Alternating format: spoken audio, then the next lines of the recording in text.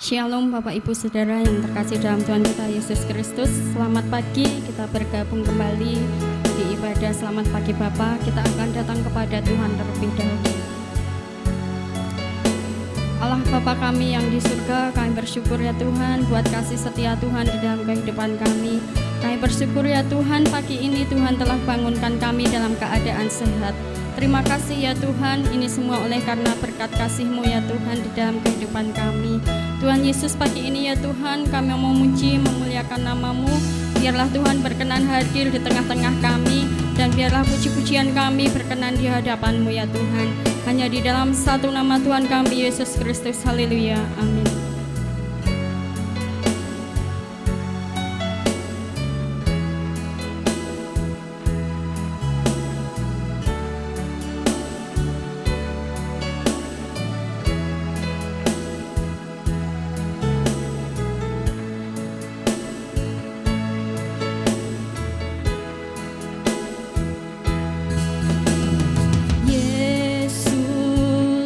Kau telah memulai segala yang baik dalamku.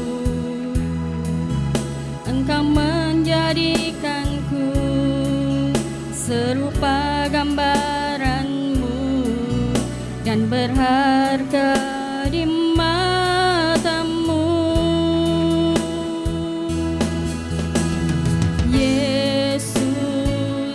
Kau telah memulai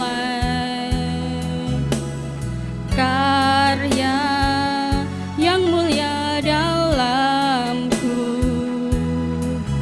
Kau berikan hidup-Mu sebagai ganti dosaku, karena kasih-Mu padaku. Sekarang ku memuji-Mu, Allah yang setia, yang tak pernah meninggalkan perbuatan tangan-Mu. Sekarang ku menyembah-Mu, Allah yang mulia, sempurnakan segenap hidupku agar indah bagi-Mu.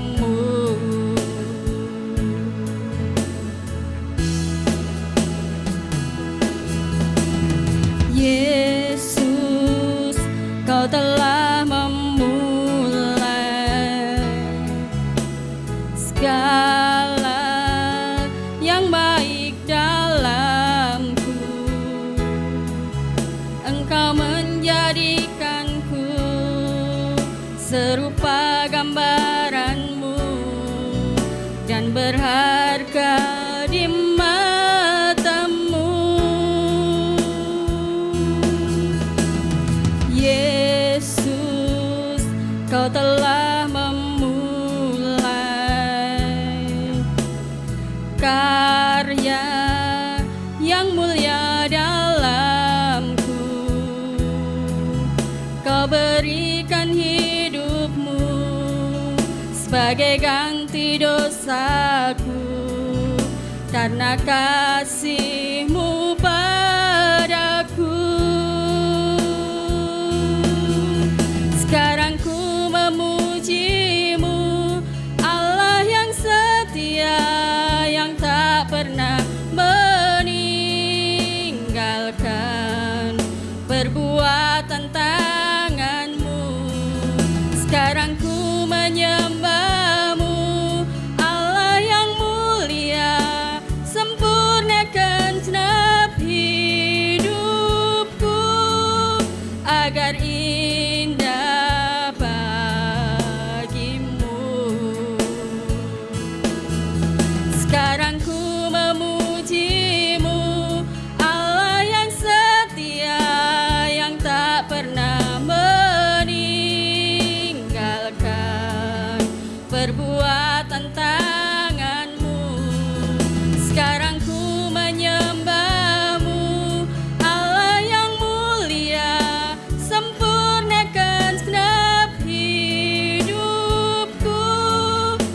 agar indah bagimu. Sekarang ku memujimu, Allah yang setia, yang tak pernah meninggalkan perbuatan tanganmu. Sekarang ku menyembahmu, Allah yang mulia, sempurnakan segenap hidupku agar indah bagimu, agar indah bagimu, agar indah bagimu.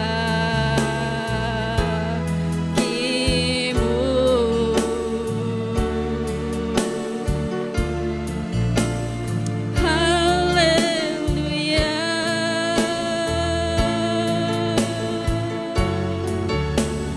Kami menyembahmu,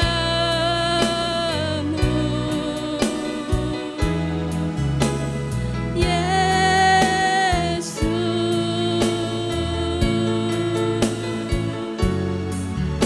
Ku puji Engkau, ku tinggikan Engkau, Yesus.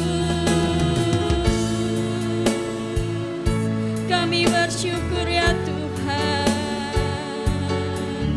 kami bersyukur Yesus. Terima kasih ya Tuhan.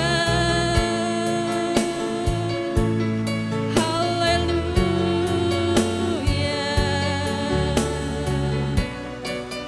Haleluya. Terima kasih Yesus. Terima kasih ya Tuhan buat karya-karya yang indah di dalam kehidupan kami. Terima kasih ya Tuhan Yesus. Terima kasih ya Tuhan buat kasih-Mu ya Tuhan. Tuhan Yesus, kami sudah memuji Engkau, menyembah Engkau ya Tuhan. Biarlah Tuhan memberkati pujian kami, penyembahan kami ya Tuhan. Biarlah boleh mempermuliakan nama-Mu ya Tuhan Yesus. Tuhan, sebentar kami mau mendengarkan firman Tuhan. Biarlah Tuhan hadir di tengah-tengah kami ya Tuhan. Memberkati setiap kami ya Tuhan, membajak setiap hati kami ya Tuhan. Biarlah firman-Mu ya Tuhan tertanam, bertumbuh bahkan berbuah ya Tuhan di dalam kehidupan kami. Tuhan berkati setiap kami ya Tuhan. Tuhan juga berkati hamba-Mu ya Tuhan yang menyampaikan firman-Mu. Biarlah Tuhan mengurapinya ya Tuhan. Biarlah apa yang disampaikannya ya Tuhan hanya berasal daripada Engkau saja ya Tuhan. Dan biarlah boleh memberkati setiap kami.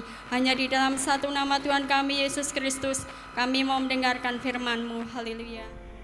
Shalom, selamat pagi saudara yang dikasihi Tuhan Yesus Kristus.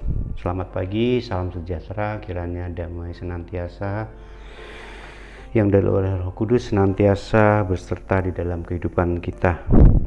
Kembali kita di program Selamat Pagi Bapa, dan pagi ini kita belajar bersama masih melalui firman Tuhan yang menjadi ayat emas kita di bulan ini, yang diambil dari kitab Ibrani 13 ayat yang ke-6. Sebab itu dengan yakin kita dapat berkata, Tuhan adalah penolongku, aku tidak akan takut. Apakah yang dapat dilakukan manusia terhadap aku? Saudara dikasih Tuhan, mungkin kita sudah berulang kali mendengar kalimat ini. Mendengar kalimat bahwa Tuhan adalah penolong kita. Kita dengar pada program Selamat Pagi yang terdahulu, atau mungkin juga melalui khotbah-khotbah yang kita dengar, ataupun dikala kita sedang menghadapi masalah, merasa ragu, ataupun dihadapkan pada situasi-situasi yang mana saudara-saudara kita akan menasihati kita kalau Tuhan adalah penolong, dan kata-kata ini berulang kali kita dengar maksudnya. Tapi meskipun mudah diucapkan, percaya sepenuhnya kepada pertolongan Tuhan itu seringkali terasa sulit untuk dilakukan. Bukankah begitu? Seberapa banyak dari kita yang katanya orang percaya kepada Tuhan, yang katanya kita itu orang percaya kepada Tuhan ya, tapi kita lebih mudah untuk mempercayai atau masih mempercayai adanya pertolongan yang selain dari Tuhan. Banyak kita jumpai di kehidupan kita, yang mana jika kita ingin punya hajat, kita harus ada adat istiadat, harus pasang tumpeng lah, harus pakai cabai ditusuk dengan bawang merah yang menurut kepercayaan biar tidak hujan katanya. Nah itu sudah berarti kita sudah menduakan Tuhan ya. Jadi kita sudah mengandalkan pertolongan yang bukan dari Tuhan. Belum lagi kalau kita punya anak, kita harus pasang peniti yang entah dikasih apa, mungkin karena biar selamat tidak diganggu setan katanya. Nah hal-hal semacam itu masih banyak sering kita jumpai, bahkan di kalangan kita sebagai orang yang percaya kepada Tuhan. Alih-alih katanya, oh itu kan cuma tradisi, begitu. Tapi ini akan membentuk iman percaya kita sudah menduakan Tuhan, jadi ya. Jadi kita sudah bukan lagi mengandalkan Tuhan sebagai pertolongan kita yang utama. Dalam keseharian kita pun sebenarnya banyak hal yang sebenarnya dapat melatih kita untuk percaya. Misalnya kita berpergian menggunakan transportasi umum, kita hendak keluar kota misalnya, dan kita memakai seorang driver, seorang supir gitu ya. Kita percaya penuh pada supir itu, driver itu, padahal meski kita tidak tahu siapa dia ya, dan kita tahu mereka itu hanya orang biasa yang bisa saja terjadi human error, yang bisa saja dia melakukan kesalahan, tapi kita dengan mudah percaya bahwa si pengemudi itu akan membawa kita tiba di tujuan dengan aman. Kebalikannya, jika yang berkaitan dengan Yesus secara pribadi, yang sempurna mengetahui segala sesuatu, yang banyak kita baca di Alkitab, yang mana kita tanpa ragu untuk yakin mengatakan Yesus adalah jalan kita untuk menghadapi hidup yang sulit, tapi justru kita malah ragu sepenuhnya untuk mempercayakan kehidupan kita seluruhnya kepada Yesus.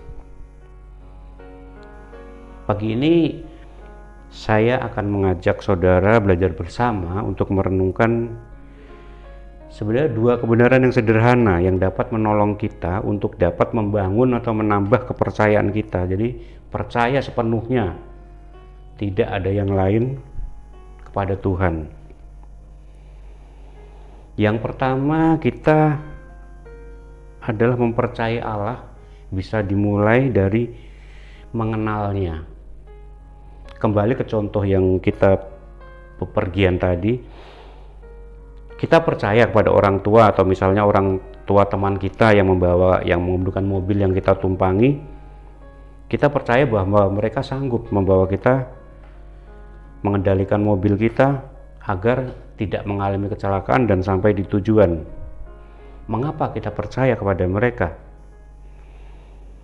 Mungkin karena kita tahu, karena kita mengenal mereka sebagai orang tua kita atau orang tua teman kita.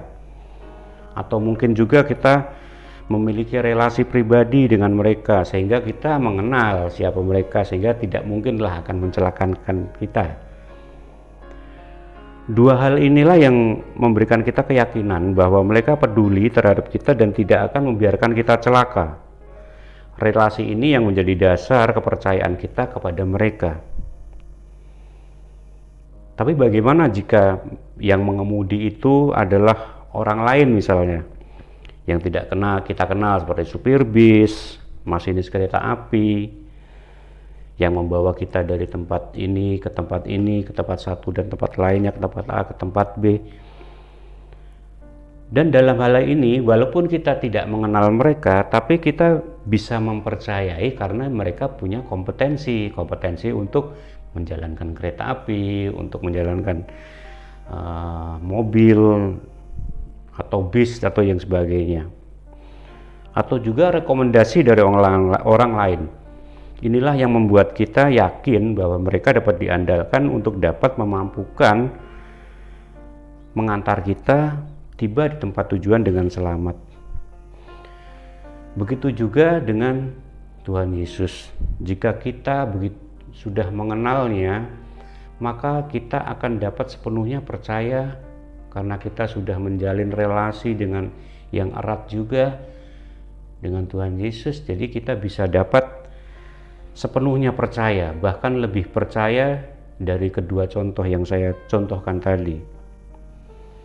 Namun apakah yang menghalangi kita untuk percaya sepenuhnya kepada Tuhan?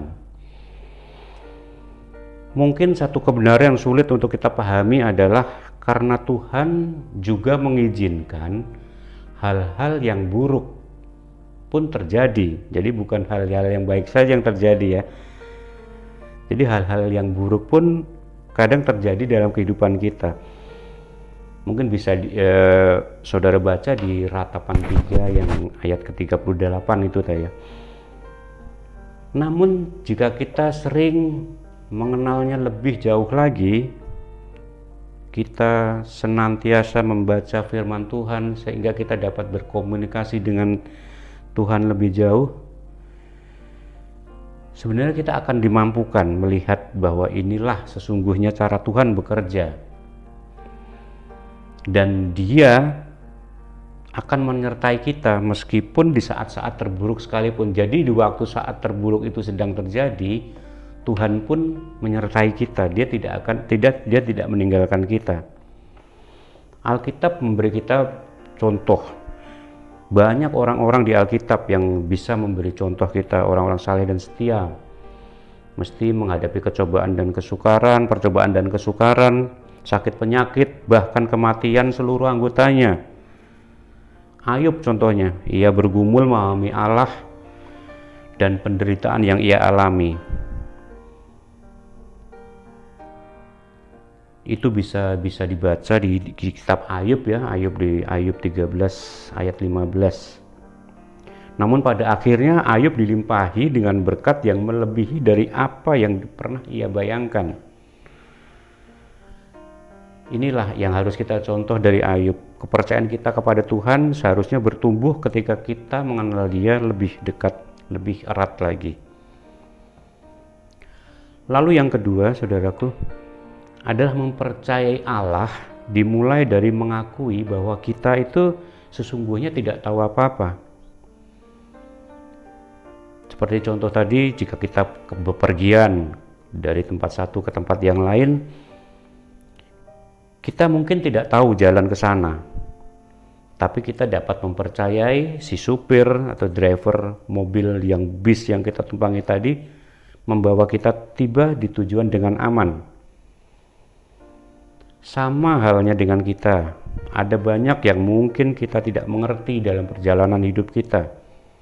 Kita mungkin tidak tahu bagaimana sesuatu hal yang terjadi, bagaimana kita akan hidup ini akan terjadi, seperti kita sudah dengar di program Selamat Pagi Bapak sebelumnya bahwa ada salah satu pembicara yang mengatakan hidup kita itu tidak menentu. Dan pilihan apa yang harus kita ambil dalam keadaan hidup yang tidak menentu itu. Nah, inilah saatnya kita belajar bahwa mempercayai Tuhan itu dimulai dari mengakui diri kita bahwa kita itu tidak mempunyai jawaban atas pertanyaan hidup kita. Kita harus percaya sepenuhnya kepadanya dan menyerahkan jalan-jalan kita kepadanya, jalan-jalan hidup kita kepadanya. Bahkan kelihatan Bahkan jika jalan itu kelihatan tidak masuk akal bagi kita, tidak nalar ya, tidak logis bagi kita. Dan Alkitab kembali memberi contoh kepada kita.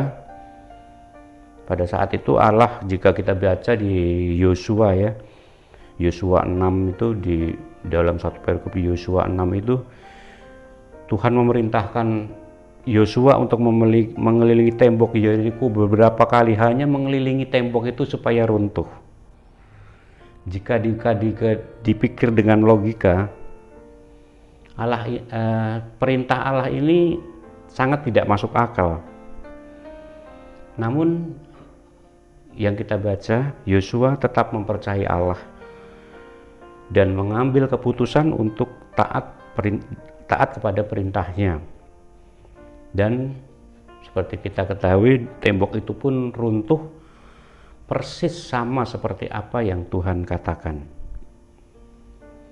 Bahkan Salomo yang dianggap sebagai orang yang paling bijaksana yang pernah ada berkata, "Percayalah kepada Tuhan dengan segenap hatimu dan janganlah bersandar kepada pengertianmu sendiri.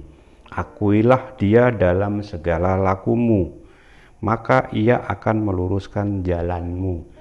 Begitu yang tertulis di Amsal 3 ayat yang ke-5 dan ke-6. Kepercayaan kepada Tuhan bertumbuh ketika kita sadar bahwa jalannya lebih tinggi dari jalan kita, dan kita taat kepada perintahnya, bahkan ketika perintahnya itu terkesan seperti tidak masuk akal, tidak logis, tidak bisa diterima logika. Jadi bagaimana kita bisa menerapkan dua kebenaran ini dalam hidup kita? Mari kita bersama, saya mengajak kita untuk meluangkan waktu bersama Tuhan, dan tentunya dengan orang-orang yang mengenalnya dengan baik. Mungkin kita bisa lebih tekun membaca Alkitab, berdoa, temui orang-orang Kristen, jemaat-jemaat kita, teman di dalam komunitas kita. Carilah koneksi di antara teman-teman gereja kita yang dapat membantu kita untuk semakin bertumbuh di dalam relasi dengan Tuhan Yesus, di dalam lebih mengenal Tuhan Yesus. Dan akuilah bahwa kita terbatas dalam pengertian kita. Oleh karena itu kita mau taat kepada perintahnya, meski terkadang perintahnya itu sulit untuk kita mengerti. Mari kita kenali Tuhan sebagai sumber segala sesuatu yang baik, karena kasih, sukacita, dan kedamaian adalah langsung hubungannya antara kita dan Tuhan Yesus Kristus. Amin. Mari kita berdoa. Allah Bapa yang kami tinggikan, dalam nama Tuhan Yesus, kami bersyukur atas firman yang telah Engkau taburkan pagi ini. Terima kasih Engkau telah hadir di setiap saat, di waktu-waktu kami, di setiap saat waktu-waktu kami. Ajar kami untuk lebih mengenal Engkau lebih lagi sebagai sumber segala sesuatu yang baik, karena Engkau adalah baik. Engkau adalah sumber kasih, sukacita, dan kedamaian. Teruslah hadir dan sertai kami hingga akhirnya nanti ya Bapa. Engkau mendapati kami tetap setia dalam menjaga iman percaya kami kepadamu. Di dalam satu nama Tuhan kami Yesus Kristus yang kami telah berdoa dan mengucap syukur. Amin. Kita akan memasuki saat teduh. Dan datanglah kepadanya batu yang hidup itu, yang memang dibuang oleh manusia, tetapi yang dipilih dan dihormat di hadirat Allah.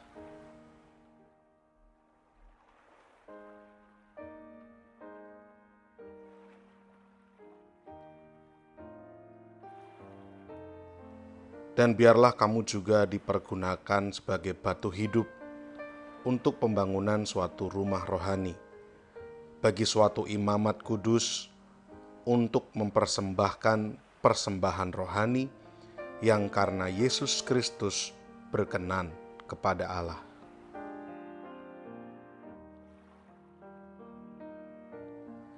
Sebab ada tertulis dalam kitab suci, "Sesungguhnya aku meletakkan di Sion sebuah batu yang terpilih, sebuah batu penjuru yang mahal, dan siapa yang percaya kepadanya tidak akan dipermalukan.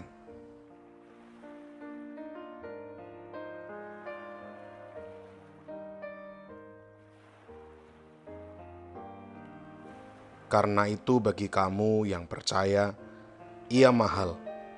Tetapi bagi mereka yang tidak percaya, batu yang telah dibuang oleh tukang-tukang bangunan telah menjadi batu penjuru, juga telah menjadi batu sentuhan dan suatu batu sandungan. Kita akan bersama-sama menaikkan pokok-pokok doa sesuai dengan daftar yang tercantum di layar.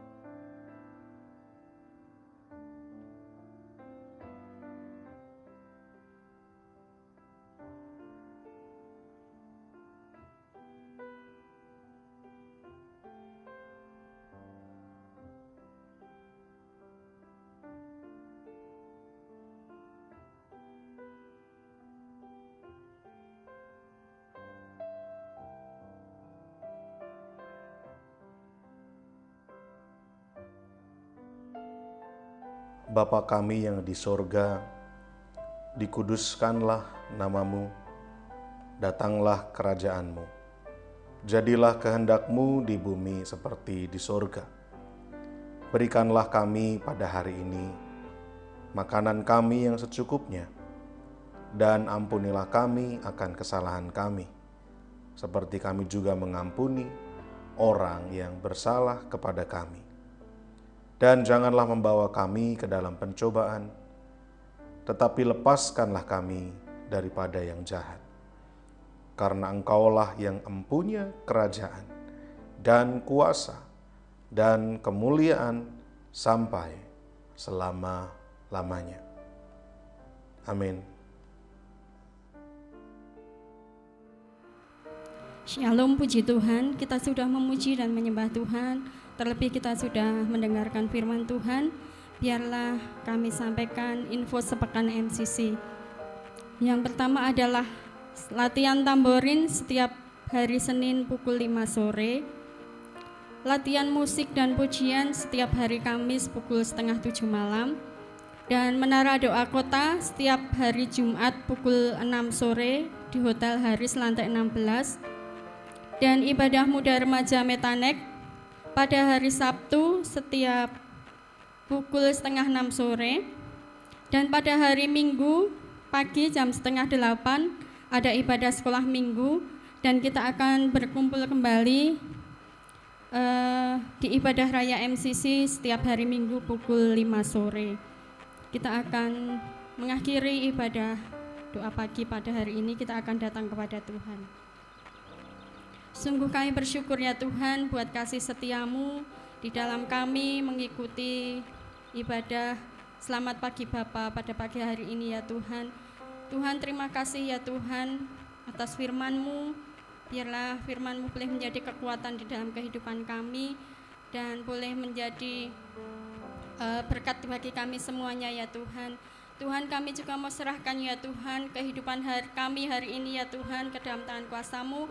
Biarlah Tuhan memberkati setiap kami, tubuh, jiwa, dan roh kami ya Tuhan. Kami serahkan ke dalam tangan kuasa-Mu yang penuh kasih. Hanya di dalam satu nama Tuhan kami, Yesus Kristus. Haleluya. Amin.